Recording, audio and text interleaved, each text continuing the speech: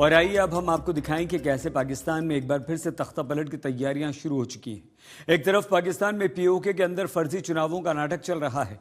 शहबाज नवाज की पार्टी खुद को पीओके में विजेता घोषित करने में जुटी है, तो दूसरी तरफ इस्लामाबाद में आसिम मुनीर और मोहसिन नकवी का बड़ा खेल चल रहा है।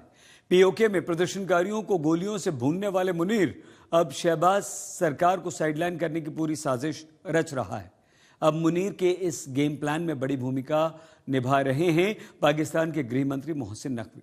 तो आइए दिखाएं आपको आखिर पाकिस्तान का अब क्या होने वाला है। पीओके में विद्रोह, इस्लामाबाद में तख्ता पलट की तैयारी। शरीफ खानदान खुद को पीओके का विजेता बनाने में जुटा। इस्लामाबाद में मुनीर और मोहसिन का गेम प्लान शुरू हो गया। इस्लामाबाद में लगे कंटेनर, शहबाज और जरदारी की छुट्टी होगी। आसिम मुनीर ने शुरू की तानाशाह राष्ट्रपति बनने की तैयारी। एक तरफ तो पाकिस्तान के कब्जे वाले कश्मीर यानी पीओके में दिखावटी चुनावों को लेकर विद्रोह का ज्वालामुखी फट चुका है, दूसरी ओर वहां के लोगों ने चुनाव का बहिष्कार कर दिया है। साथ ही पीओके में दूसरे चरण के नतीजे सामने आ गए हैं और इनमें पाकिस्तान मुस्लिम लीग नवाज यानी शहबाज और नवाज शरीफ की पार्टी ने 18 में से 14 सीटें जीतने का दावा ठोका है, जबकि पाकिस्तान पीपल्स पार्टी को सिर्फ 4 सीटें मिली हैं। हालांकि पीओके वाले दावा कर रहे हैं कि ये चुनाव फर्जी है। जब वहां बहिष्कार हो रहा है तो वोट कौन डाल रहा है? पाकिस्तानी मीडिया ने खुद दिखाया है कि कैसे पोलिंग बूथों पर सन्नाटा है, तो फिर वोट कौन डाल रहा है? और तो और पाकिस्तान सरकार ने पीओके में मीडिया पर पाबंदी लगा दी है ताकि कोई सच्चाई ना दिखा सके। अल जजीरा की वेबसाइट पर बैन लगाने की खबर है। आपको बता दें कि पीओके विधानसभा की 45 सीटों पर 3 चरणों में दिखावटी चुनाव हो रहे हैं। पहले चरण में पीएमएल-एन ने 13 में से 9 सीटें जीती थी। अब दूसरे चरण के बाद उसके पास कुल 23 सीटें हो गई हैं, जो बहुमत के लिए पर्याप्त हैं। हालांकि चुनाव का तीसरा और अंतिम चरण 10 अगस्त को होना बाकी है। आपको बता दें कि नवाज शरीफ पीओके में मुजफ्फराबाद में ये भी कह चुके हैं कि वो शहबाज से कहेंगे कि अगर पार्टी चुनाव जीतती है तो मुझे पीओके का प्रधानमंत्री बना दिया जाए।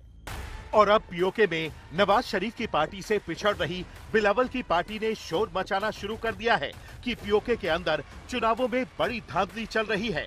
इतना ही नहीं, बिलावल ने कहा कि अब शहबाज की उल्टी गिनती शुरू हो चुकी है। जी हां, इस समय जब शहबाज शरीफ की सरकार जो पहली बार 5 साल पूरे करने की ओर बढ़ रही है, अचानक उसकी उल्टी गिनती शुरू हो गई है। पाकिस्तान में चर्चा ये है कि आसिम मुनीर और मोहसिन नकवी मिलकर बड़ा गेम कर रहे हैं। आसिम मुनीर ने एक तीर से कई शिकार करने का प्लान बनाया है। वो पाकिस्तान के लगभग हर सूबे में भड़के विद्रोह को दबाने के लिए उसे कई छोटे छोटे हिस्सों में बांटना चाहते हैं। इतना ही नहीं, वो इसके जरिए पाकिस्तान के 2 परिवारों भुट्टो परिवार और शरीफ परिवार के दबदबे को भी हमेशा के लिए खत्म करना चाहते हैं। और आसिम मुनीर ने नवाज शरीफ की ही पार्टी के मंत्री मोहसिन नकवी का इस्तेमाल किया और ये बयान दिलवाया कि 70 साल पुराना पाकिस्तान का सिस्टम फेल हो गया है और नए सिस्टम की जरूरत है। ऐसे में खबर ये आ रही है कि आसिम मुनीर खुद राष्ट्रपति बनना चाहते हैं और मोहसिन नकवी को रबर स्टैम्प प्रधानमंत्री बनाना चाहते हैं। आइए आपको सुनवाते हैं कि कैसे शहबाज सरकार के मंत्री मोहसिन नकवी और उनकी पार्टी के बीच खुली जंग छिड़ गई है। और इस वक्त इस्लामाबाद की सड़कें सील कर दी गई हैं, जगह जगह कंटेनर्स लगा दिए गए हैं और पूरे देश में जबरदस्त विरोध प्रदर्शन के बीच फिर से एक बहुत बड़े तख्ता पलट की आहट सुनाई दे रही है। पाकिस्तानी फौज के पूर्व मेजर और पत्रकार आदिल राजा से लेकर कई सूत्र ये दावा कर रहे हैं कि पाकिस्तान के army chief general Asim Munir अब देश के नए राष्ट्रपति बन सकते हैं। इसके लिए सिस्टम के फेल होने और एक हाइब्रिड सिस्टम वाली सरकार लाने का नैरेटिव पिछले कई दिनों से चल रहा है। इसके तहत ये कहा जा रहा है कि मौजूदा राष्ट्रपति आसिफ अली जरदारी को पाकिस्तान से सुरक्षित निकल जाने का ऑफर दिया गया है। वहीं प्रधानमंत्री शहबाज शरीफ की कुर्सी पर भी खतरा मंडरा रहा है। मोहसिन नकवी को पाकिस्तान का नया प्रधानमंत्री बनाया जा सकता है। मोहसिन नकवी ने अचानक 21 साल पुराने वन कॉन्स्टिट्यूशन एवेन्यू घोटाले का मुद्दा उठाया है। सिस्टम फेल होने का दावा करने वाले मोहसिन नकवी ने कहा है कि ये पाकिस्तान के इतिहास का सबसे बड़ा घोटाला है, जिसमें जज, नौकरशाह, राजनेता और बैंकर सभी शामिल रहे हैं। सवाल ये है कि आसिम मुनीर ने अपने मंसूबों को पूरा करने के लिए मोहसिन नकवी को ही क्यों चुना? आखिर मोहसिन नकवी और आसिम मुनीर के बीच रिश्ता क्या है? एक तो पाकिस्तानी राजनीति और मीडिया में मोहसिन नकवी को आर्मी चीफ आसिम मुनीर का सबसे भरोसेमंद मोहरा और फ्रंटमैन माना जाता है। आसिम मुनीर से नकवी का करीबी पारिवारिक संबंध है और वो उनकी पत्नी सैयदा इरम आसिम के कजिन हैं। सच ये है कि आसिम मुनीर अपने हर सुलग रहे सूबे को संभालने में पूरी तरह नाकाम रहे हैं। एक दावे के मुताबिक सिर्फ जुलाई के महीने में पाकिस्तान के अलग अलग सूबों में 205 लोग मारे जा चुके हैं। उनमें से 112 फौज और पुलिस के जवान हैं।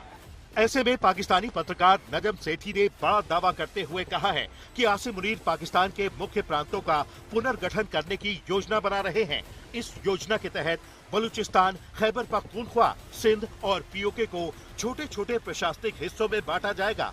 मुनीर का इरादा बलूच, पश्तून, कश्मीरी और सिंधी उप राष्ट्रवादी पहचान को कुचलना और आंदोलनों को कमजोर करने का है। यानी पाकिस्तान में अब आसिम मुनीर का खेल साफ साफ नजर आ रहा है। अब सवाल यह है कि इस प्लान को पूरी तरह से अंजाम देने के लिए कब तक का वक्त रखा गया है। आज तक ब्यूरो।